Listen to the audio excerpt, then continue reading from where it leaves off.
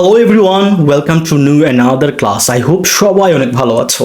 আজকে আমরা যে টপিক নিয়ে কথা বলতে যাচ্ছি সেটা হচ্ছে গিয়ে কিভাবে আমরা ইন্টারোগেটিভ সেন্টেন্স মেক করব, how to make interrogative sentences. Okay, তাহলে আগে যে লাস্ট দুটি ক্লাস করেছি আমরা স্পোকেন ইংলিশের, বেসিক স্পোকেন ইংলিশের, সেইগুলোতে আমরা শিখেছিলাম যে কিভাবে সাবজেক্টের পর V1 ইউজ করে খুব সুন্দর করে সেন্টেন্স মেক করা যায়। সেকেন্ড ক্লাসে আমরা শিখেছিলাম যে কিভাবে সাবজেক্টের পর V1 প্লাস অবজেক্ট ইউজ করে কিভাবে লং সেন্টেন্স তৈরি করা যায়। তো আজকের ক্লাসে আমরা শিখবো যে কিভাবে ওই সকল সেন্টেন্সকে কিভাবে প্রশ্নবোধক বাক্যে তৈরি করা যায় বা প্রশ্নবোধক বাক্য তৈরি করে খুব সুন্দর করে স্পোকেন ইংলিশ কথা বলা যায়।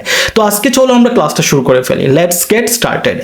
তো আজকে হচ্ছে গিয়ে আমাদের যে স্ট্রাকচার থাকবে সেটা হচ্ছে গিয়ে প্রথমে আমাদেরকে ডু এবং ডাজ এই দুটি অক্সিলিয়ারি ভার্ব ইউজ করতে হবে। তাহলে সিম্পল প্রেজেন্ট টেন্সের অক্সিলিয়ারি ভার্ব হচ্ছে গিয়ে ডু এবং ডাজ, এগুলো আমাদেরকে খুব ভালো করে মাথায় রাখতে হবে।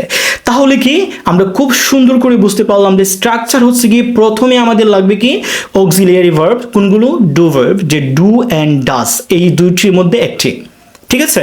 তারপর হচ্ছে গিয়ে আমাদের সাবজেক্ট, ভার্বের বেস ফর্ম, দেন হচ্ছে অবজেক্ট, এক্সটেনশন। এইটা হচ্ছে আমাদের স্ট্রাকচার। এখন আমরা যদি একটু এক্সাম্পল দেখি, যেমন হচ্ছে গিয়ে আই ইট রাইস, এই যে সেন্টেন্স আছে এই সেন্টেন্সকে আমরা যদি ইন্টারোগেটিভ সেন্টেন্স তৈরি করতে যাই তাহলে এখানে কি আসবে, যে যেহেতু আমি এখানে সাবজেক্টটা আই ব্যবহার করেছি, দ্যাটস ওয়াই আমাদের ডু অ্যান্ড ডাজের মধ্যে থেকে আমরা এখানে নিয়ে আসবো ডু যে অক্সিলিয়ারি ভার্ব আছে সেটা। তাহলে কখন ডু এবং কখন ডাজ হবে, আমি আগে যে সেন্টেন্স আছে সেটাকে একটু ইন্টারোগেটিভ সেন্টেন্স মেক করে, যেমন হচ্ছে কি আই ইট রাইস, ঠিক আছে, এটার বাংলা হচ্ছে আমি ভাত খাই। এখন যদি আমি এটাকে প্রশ্ন করি যে আমি কি ভাত খাই, তাহলে এটা কি হবে? Do I eat rice. তার মানে কি আমার আগের সেন্টেন্স সেম আগের মতোই রইলো, যেমন হচ্ছে গিয়ে আই ইট রাইসই রইলো, কিন্তু আমি যখন ডুটা নিয়ে আসলাম জাস্ট ডুটাই ফার্স্টে ব্যবহার করা হয়েছে। তার মানে কি হইলো যে ডু আই ইট রাইস, এটা হচ্ছে আমাদের যে ইন্টারোগেটিভ সেন্টেন্স। এখন হচ্ছে গিয়ে কোয়েশ্চেন আসবে আমাদের মাথায় যে কখন আমি ডু ভার্ব ইউজ করব, কখন আমি ডাজ ভার্ব ইউজ করব। যখন আমরা সাবজেক্ট, যখন আমরা থার্ড পারসন সিঙ্গুলার নাম্বার, কি যখন আমরা third person singular number subject use করব কোনো ইন্টারোগেটিভ সেন্টেন্সে, তখন আমরা কি করব? ডাজ দিয়ে ইন্টারোগেটিভ সেন্টেন্স মেক করব। আর third person singular number subject ছাড়া বাকি সকল সাবজেক্টের ক্ষেত্রে আমরা ডু দিয়ে খুব সুন্দর করে ইন্টারোগেটিভ সেন্টেন্স মেক করব। তাহলে ডাজ দিয়ে আমরা কিভাবে সেন্টেন্স মেক করতে পারি? যেমন হচ্ছে কি আমি যদি বলি একটা সেন্টেন্স, যেমন হচ্ছে কি নর্মাল সেন্টেন্স, যেটা হচ্ছে হি গোজ টু মার্কেট, মানে কি সে বাজারে যায়। এখন আমি ওই সেন্টেন্সকে যদি প্রশ্নবোধক বাক্য বা ইন্টারোগেটিভ সেন্টেন্স মেক করি, তাহলে এটা কি হবে?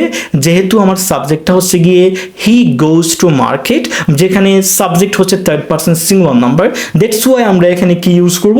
আমরা এখানে ডাজ ইউজ করব। যেমন হচ্ছে গিয়ে does he go to market. তাহলে এখানে একটা জিনিস কিন্তু আমাদের মানে চেঞ্জ হয়েছে, সেটা হচ্ছে গিয়ে আমি যখন ডাজ ব্যবহার করেছি ইন্টারোগেটিভ সেন্টেন্সে, তখন কিন্তু আমার যে বেস ভার্ব আছে বা বেস ফর্ম অফ ভার্ব আছে বা V1 আছে, সেটার সাথে কিন্তু আমার আলাদা একটা এডিশনাল এস বা ইএস ছিল, সেটা আমি কি করেছি? ওইটাকে আমি মানে সরিয়ে ফেলেছি। এটা কিন্তু আমাদেরকে সরিয়ে ফেলতে হবে। যখনই কিন্তু আমাদেরকে ডাজ ব্যবহার করব যে কোনো সেন্টেন্সে, যখন আমরা ডাজ ব্যবহার করব তখন কিন্তু আমাদেরকে কি করতে হবে? ভার্বের সাথে এক্সট্রা যে এস বা ইএস যোগ করে থাকি আমরা নরমাল সেন্টেন্স বা অ্যাসার্টিভ সেন্টেন্সে, তখন কিন্তু আমরা কি করব? ওইটাকে সরিয়ে ফেলে জাস্ট V1টা রেখে দিব। তাহলে আমরা আরেকটা এক্সাম্পল দেখি, যেমন হচ্ছে গিয়ে রিমা কাটস ভেজিটেবল। ওকে, তার মানে কি রিমা সবজি কাটে। তাহলে এইটাকে যদি আমি প্রশ্ন করি বা ইন্টারোগেটিভ সেন্টেন্স মেক করি, তাহলে সেটা কি হবে? Does Rima cut vegetable. ঠিক আছে, তাহলে কি হয়েছে যে আমি কাটের সাথে যে এস ছিল, যে আমি বলছিলাম যে রিমা কাটস ভেজিটেবল, তাহলে আমি এখানে যখন ডাজটা ব্যবহার করছি তখন কি হয়েছে? কাটের সাথে যে এডিশনাল যে আমাদের এস ছিল সেটা আমাদের আমরা তুলে ফেলছি। তাহলে এটা কি হয়েছে? Does Rima cut vegetable.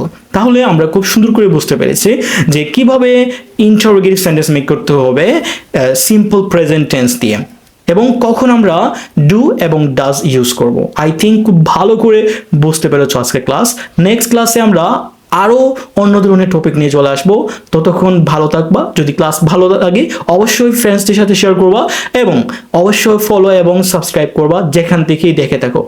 আজকের জন্য এতটুকু। See you next class. আল্লাহ হাফেজ।